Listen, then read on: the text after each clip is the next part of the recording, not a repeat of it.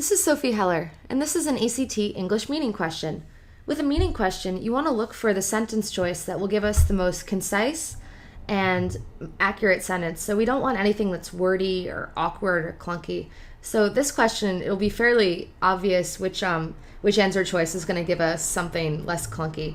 So let's look at the existing answer. It says they found themselves in the process of facing a war of not being accepted by Americans.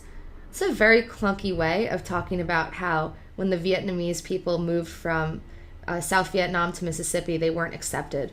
So it's very strange because it's in the passive voice. They found themselves in this process, so they found themselves. And it's not being accepted by Americans. This is passive. It's just very strange and clunky. So I'm sure that we can find a better answer choice. So let's get rid of choice 1. Choice 3 is also bad. It also has this passive, this being accepted by Americans, so they're being acted on. It's the passive voice, which we try to avoid in good written English. It also says this not never.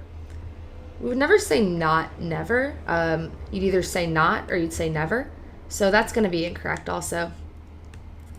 Choice number 4 also has this passive, this accepted by Americans. So they faced not being accepted by Americans who seemed at war with them.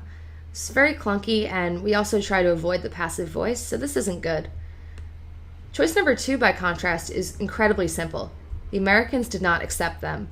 It uses the active voice, so the Americans are doing the action of accepting, well, in this case, not accepting.